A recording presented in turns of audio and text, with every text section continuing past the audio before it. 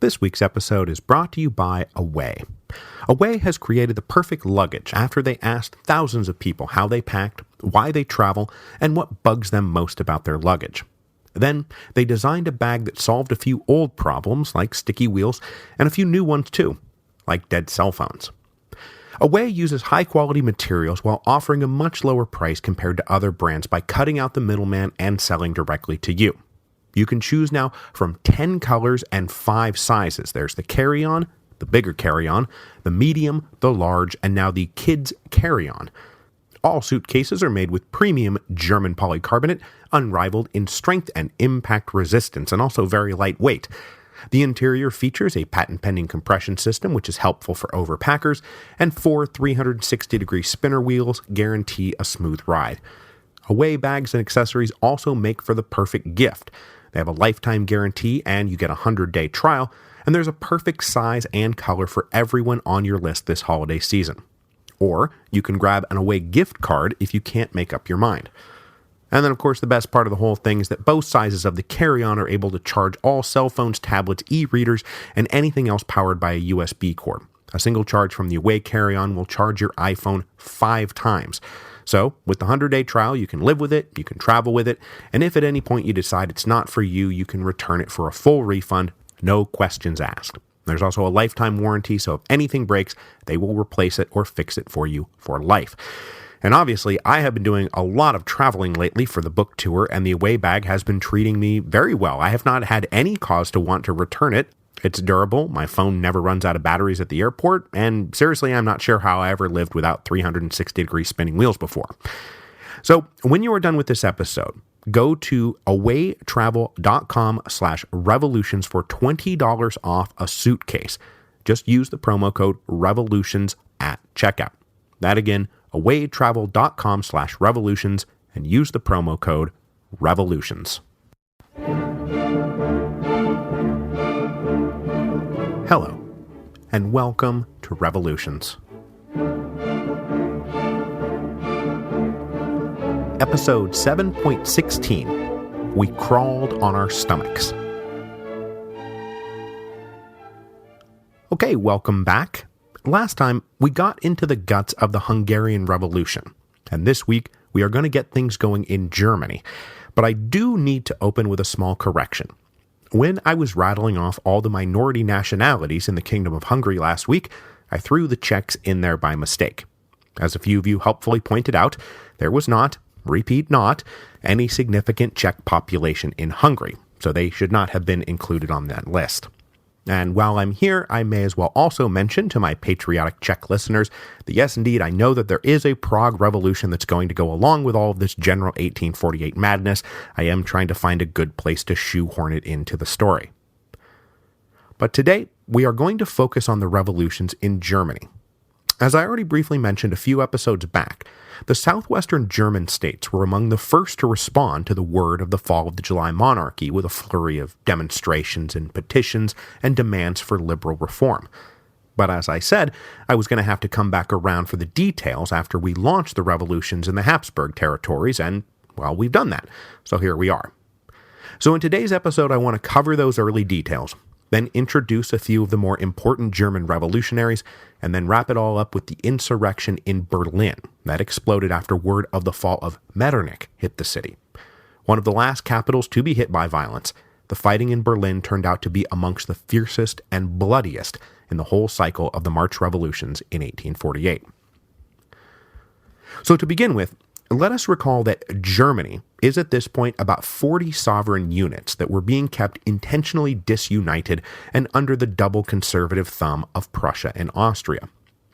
Though the population of Greater Germany was still mostly rural, artisans and their guilds were still strong in the urban areas and presently under threat from industrial factory goods and the rising competition created by the breaking down of that latticework of customs barriers and the creation of the Pan-German Customs Union called the Zollverein. Now, though the Zollverein was destabilizing from an economic perspective, it was also a key step in the project of liberal nationalism in Germany. And remember, in Germany at this point, liberalism and nationalism are essentially synonymous. as the men and women of the middle-class intellectual set who wanted to shake off repressive conservative absolutism and introduce civil rights and the rule of law naturally believed that the only way that it could be done was by sweeping aside the 40 different little sovereign units and joining all Germany together into a thing called Germany. But there were, among that intellectual set, more radical voices who did want to push things even further than mere unification and a few civil rights, and I want to introduce you to two of them right now. First, Friedrich Heckar, and then Gustav Struve. So Friedrich Heckar was born in September 1811, making him 36 years old when the revolutions of 1848 broke out. He was born in the Duchy of Baden, one of those middle-sized German states down in the southwest that already had a rudimentary constitution. Heckar's father was a revenue official in the duchy's bureaucracy, and Heckar went to school in Heidelberg, where he joined one of those student fraternities that had been causing so much trouble for the old conservative order of Germany going back to the 1820s. By 1838, Heckar had graduated and was working in Mannheim as a lawyer. But he had long had an abiding passion for politics, and in 1842 was elected to Baden's Chamber of Deputies. He gave up his private practice to become a full-time politician, and in short order, he was one of the leading members of the liberal opposition. Heckar was as charismatic and charming in small, intimate settings as he was out on the big public stage, and it did not take him long to become one of the most important liberals in the chamber in Baden. And indeed, he had a huge role in turning that liberal opposition in a more radical direction. Now, if you remember from our episode on the political question, we know that the aim of the people who did not have a constitution was to get a constitution, but the aim of those who already lived under a constitution was to make that constitution more democratic and more representative. And living under a constitutional regime in Baden, Heckar was dedicated to making it more democratic, and he campaigned for that even outside of Baden. He campaigned everywhere for Germans to have more democratic rights, and it actually gets him deported from Prussia. He was, of course, a committed German nationalist and in favor of full German unification, and he made a big splash in 1845 by opposing Denmark's early attempt to annex the Schleswig-Holstein, a disputed territory that would have major importance down the road for the revolutions of 1848, because we are going to talk about the First Schleswig-Holstein War. Heckar wanted a union of all German-speaking peoples, and he did not want the people in the Schleswig-Holstein annexed by the Danes. With his star rising at the same time as the economic crisis of the mid-1840s was hitting, Heckar also started to combine his democratic radicalism with socialist policies to alleviate the rotten conditions endured by the poor workers. By 1847, Heckar was the champion of the people, and he became the president of a political club called the Volksverein, which roughly translates as the People's Club, which was formed as a more radical alternative to conservative liberal clubs that already existed in Baden at the time. It was during this period that Heckar met and began a working partnership with the other German revolutionary I want to tell you about today, Gustav Struve. 8 years older than Heckar, Struve was born Gustav von Struve, indicating that he came from nobility. But though he was born in Munich in 1805 and then raised in Germany, he was actually the son of a Russian noble who was a diplomat in the Russian Foreign Service and who was posted to various locales across Germany. Struve was a capable student who, like Heckar, studied in Heidelberg, and he joined a student fraternity in the early 1820s that was shortly thereafter forced to disband.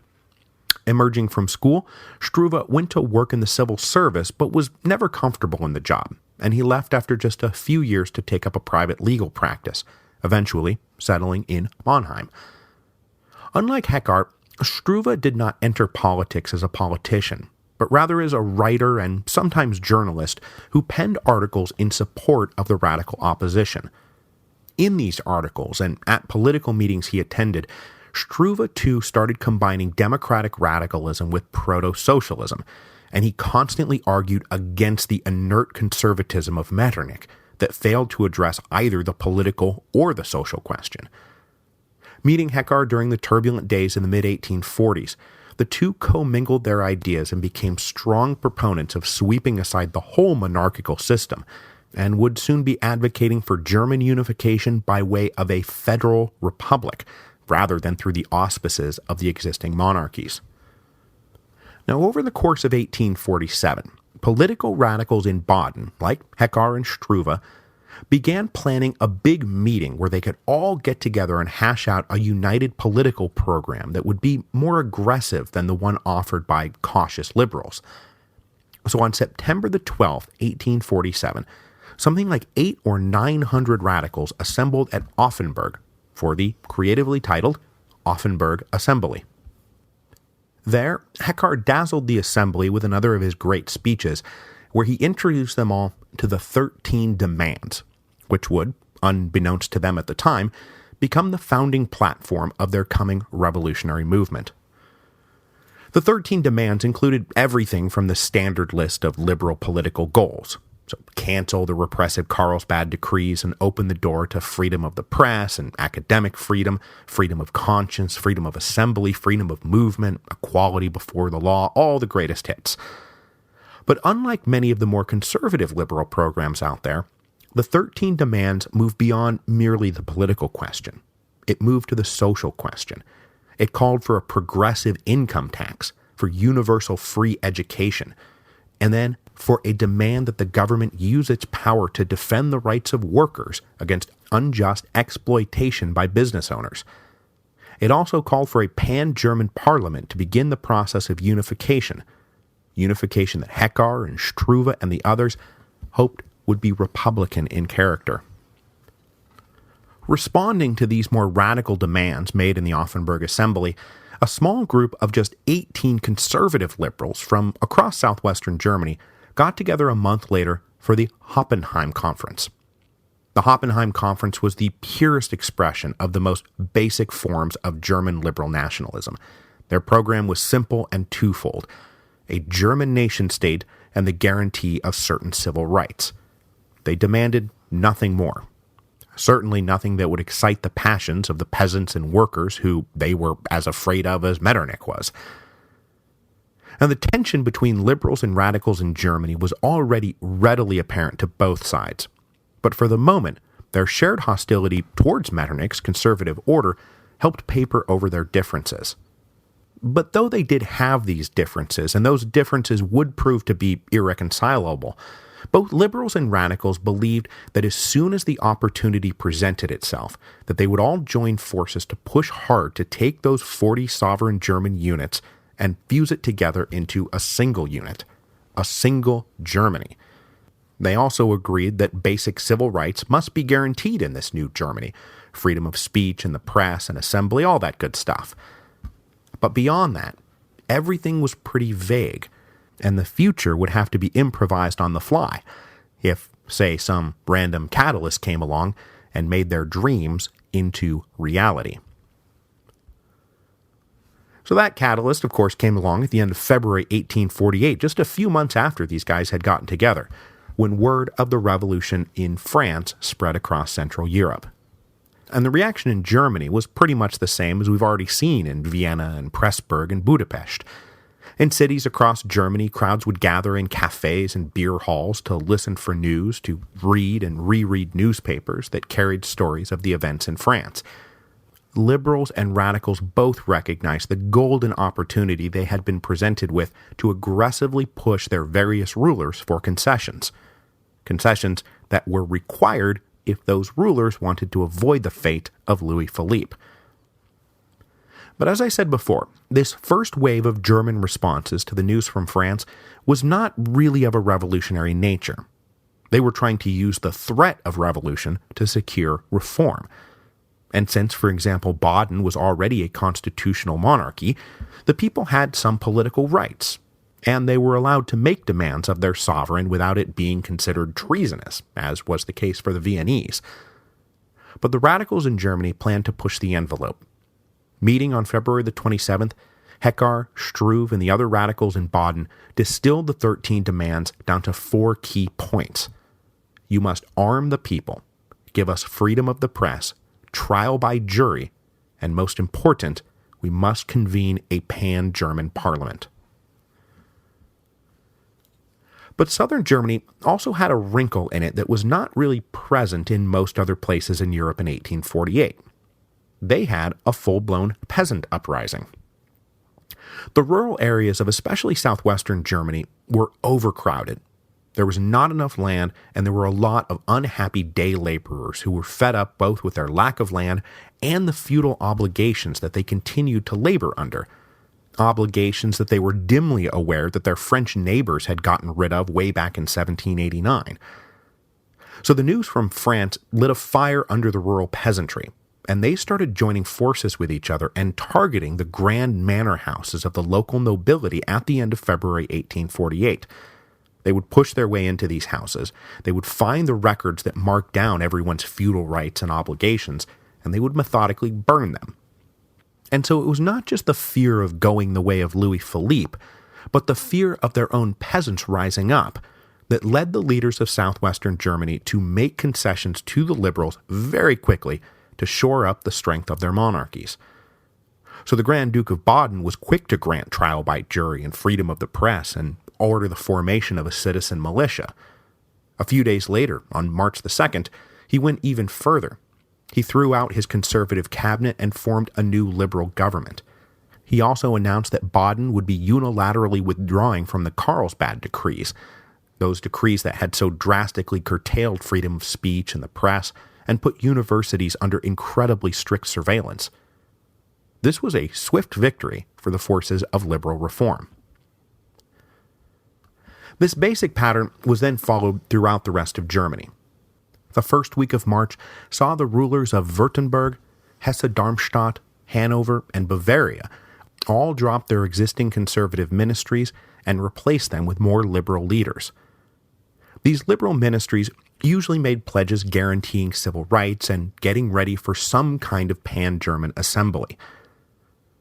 Then on March the 5th, 51 representatives from 6 different German states met in Heidelberg and issued what is known as the Heidelberg Declaration, which said that as soon as possible, a more complete assembly of men of trust from all German peoples should come together in order to continue deliberation of this most important matter and to offer its cooperation to the fatherland as well as to the governments.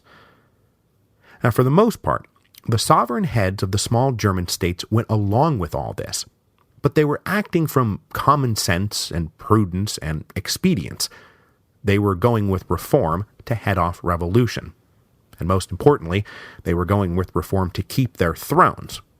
Though Ludwig, the conservative and not at all popular king of Bavaria, decided he did not want to keep his throne, because he could not live with even these moderate reforms.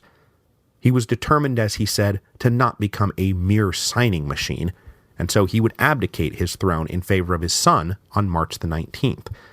And it's very possible that he got out when he did because he realized that events were probably not going to stop at mere reform.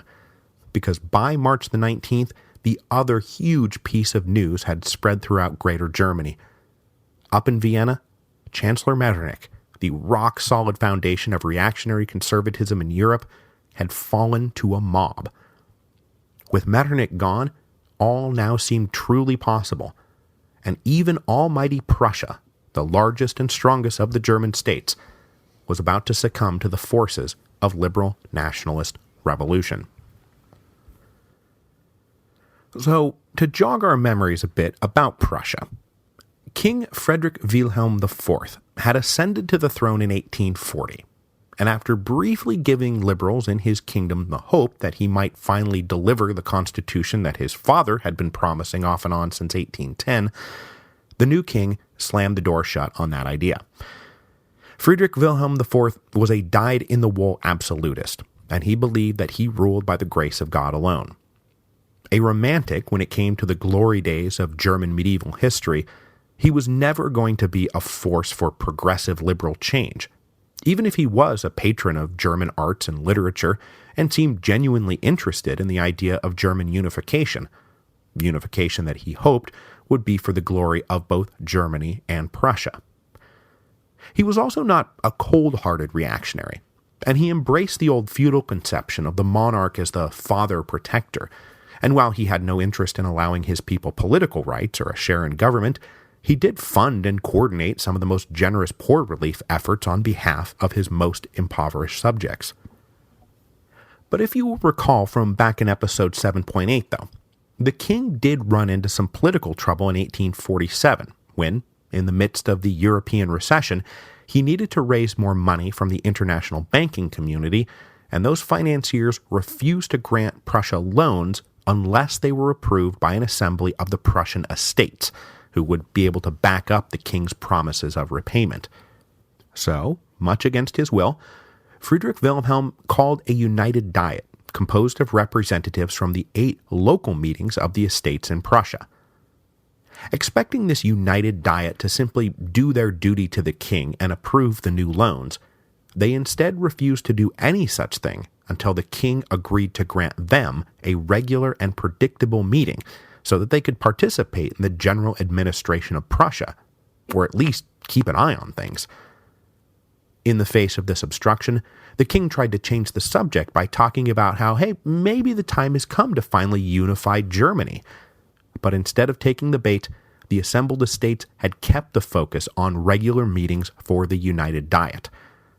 The king and the estates at loggerheads, this first United Diet melted away at the end of 1847, leaving behind only a few committees that the estate set up to keep working on a few loose ends, hopefully as a precursor to further regular meetings of the Diet.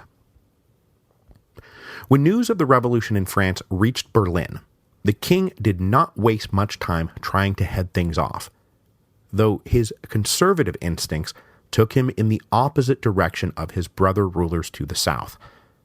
On March the 6th, he ordered those last few holdover committees from the estates to cease their meetings, saying that this was no time for party squabbles, and that everyone must now rally without hesitation or reservation to the king.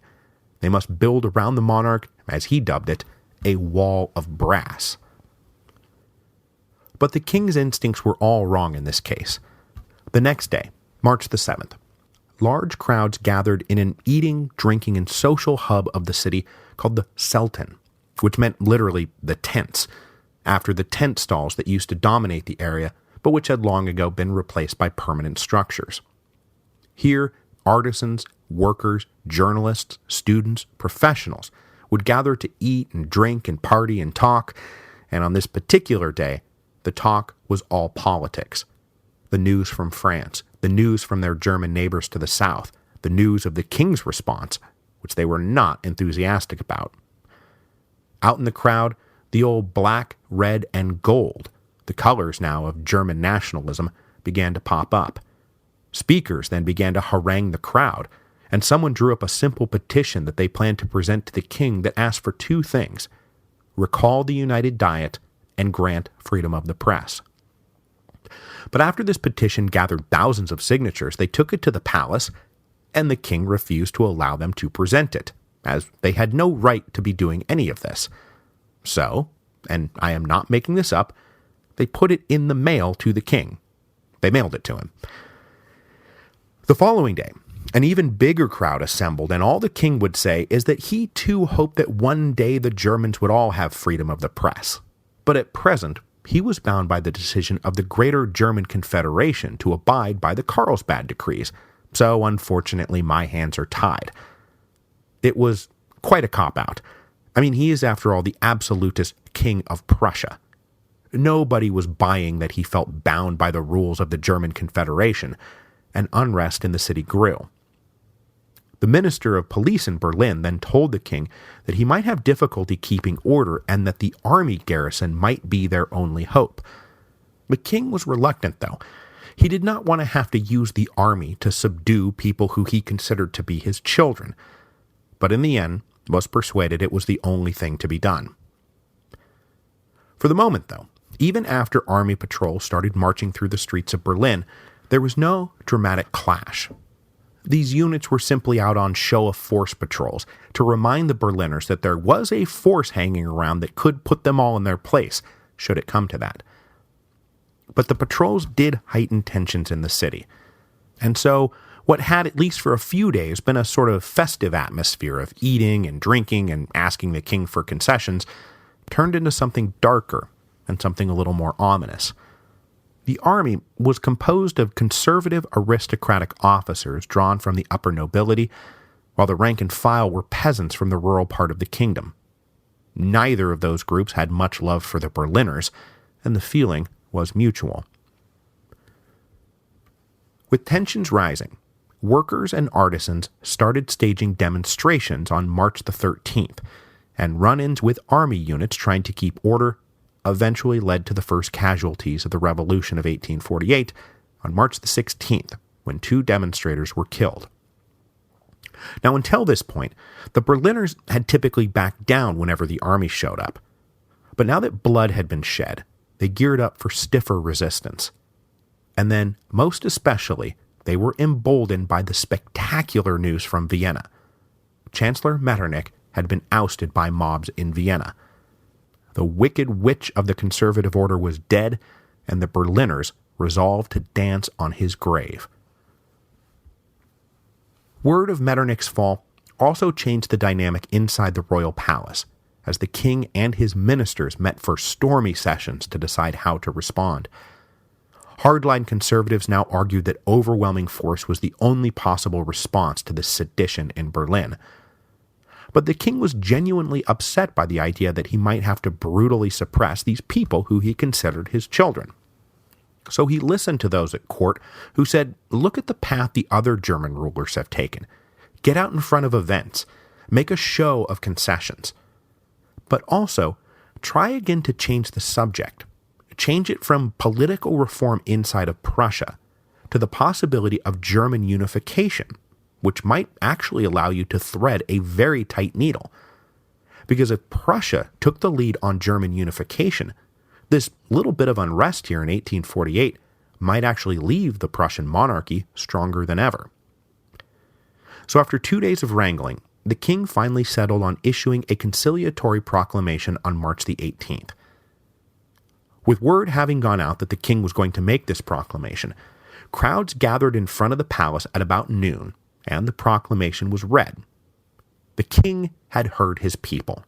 He would recall the United Diet, but he would do so specifically so they could begin to explore how to begin the process of German unification, which, it was hinted, was the necessary precursor to all the liberal demands for freedom of speech and assembly that had reached the king's ears. Then the king himself appeared on the balcony of the palace to share the good news with the people, and they all cheered him. But once the cheering died out, and the king had gone back inside, the people realized that there was a really big thing they had been waiting to hear, but which the king was clearly not going to say. A big thing right now that was even more important than freedom of the press or German unification was that they wanted the army withdrawn from the city. And the king did not do it. Instead, he just went back inside, even as the crowd started chanting, "Away with the army, away with the army." And in fact, it was even worse than the crowd realized, because to go along with the conciliatory proclamations he had just issued, which the king believed would be the carrot, he also had a stick, which was appointing an arch-conservative general to now lead the Berlin garrison, and that guy definitely believed that cracking skulls was the only way to go, even as the king rather weakly ordered him to bring peace to the city, but to please not shoot anyone. With the crowd in front of the palace refusing to disperse, this arch-conservative general ordered companies of dragoons to advance, but did tell them to only use the flats of their sabers to intimidate the people. Then, to back up the dragoons, he ordered in 2 units of infantry, who were supposed to just wield their bayonets in a menacing manner. But you can probably guess what happened next. I mean, what always happens next? That's right, a couple of gunshots went off by accident, either from the soldiers or from someone in the crowd who was armed. So far as I can tell, the shots didn't even kill anyone, they just were fired up into the air, but it was enough to trigger a full-blown insurrection inside Berlin. The crowds in front of the palace were already feeling betrayed by the king for offering them some empty platitudes before ordering in the army to kill them all. So they broke for the narrow streets of the inner city and began constructing barricades all over the place and arming themselves as best they could, often with nothing more than cudgels for hand-to-hand fighting. Black, red, and gold flags were unfurled, and they now fluttered from atop buildings and from hastily cobbled together barricades. After the last week or so, where the army was always able to break up and disperse demonstrators without too much difficulty, the soldiers were now shocked at the ferocity of the Berliners. Standing their ground and forcing the soldiers to charge headlong at the barricades, the insurrectionary population would fight tooth and nail until they fell back to another barricade that had been built behind the first. So the soldiers would finally clear out the first barricade they hit, only to find themselves facing a brand new barricade that would be just as difficult to assault and destroy. And even when they took that one, there was yet another barricade behind it. And all the while attacks were coming from the tops of buildings and from windows. The soldiers had no experience in this kind of close-quarters, chaotic urban combat. Angry and demoralized, they stopped even attempting to discriminate between active combatants and unarmed civilians, and they just shot at anything that moved. Then, to speed things along, they turned to their artillery units to simply blast the barricades and the insurrectionaries out of the water. It was a loud and gruesome business, and bodies started piling up left and right. But only the morale of the army seemed to be suffering. The Berliners kept fighting as hard as ever, even as they died by the hundreds. By dawn the next day, 800 insurgent Berliners and about 100 soldiers lay dead, and somewhere around 2,500 were wounded. That's about the same as were killed in the Paris revolutions of 1830 and 1848 combined, all in a single day. Back at the palace, the king listened to the sounds of the fighting with real dread, and there are reports that he cried when the cannons started going off, though how self-serving those rumors are is hard to say. But for sure, though, he was caught up in a real personal crisis by the time the general in charge of the city told him, as night fell on March the 18th, that if the army didn't successfully restore order in the next day or two, they didn't have enough troops to operate a full military occupation of the city. The only option left would be to evacuate, put the city under siege, and then bombard Berlin until the people raised the white flag and agreed to lay down their arms. But the king did not want to have to literally bomb Berlin into submission. So after this meeting with the general, he was in a proper state of mind to listen to the recommendation of a liberal from Westphalia, whose name was Georg von Wieck, who had been called in for an audience at around midnight. One of the leaders of the liberal opposition inside the recently dissolved United Diet, von Wieck said, "Sire, you have lost the trust of your people, and there is only one way to get it back. You have to order the army to stand down and withdraw from Berlin. Only then will the people believe that you trust them, and it is the only way for them to ever trust you." So overnight, the king composed a new proclamation, issued to his dear Berliners. It said that if the city returned to a peaceful state, that the king would order the army to stand down and withdraw, and only leave enough units to protect the palace and a few key government buildings.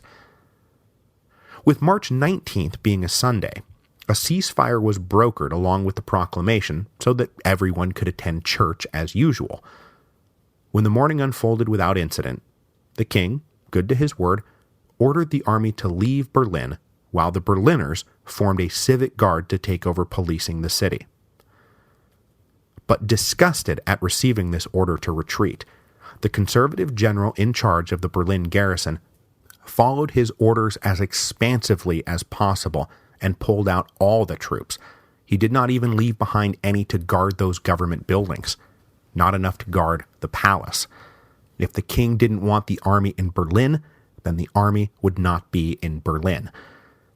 Pretty soon, the Berliners realized that there was nothing standing between them and the king. But rather than invade the palace, they gathered out in front with many of the bodies of the dead, and they demanded that the king and queen come out and bear witness to their suffering and sacrifice. When the king appeared on the balcony, he made a point of removing his hat to show respect, and the crowd responded by singing a popular hymn as the king, shaking, went back inside.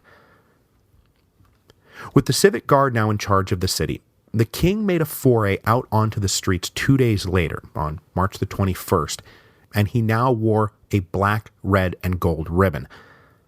He then met with the leaders of the civic guard and thanked them for their service and for maintaining order. He then furthered his promise to pursue German unification and said that Prussia would be merged into Germany, and then all that they all desired could be accomplished.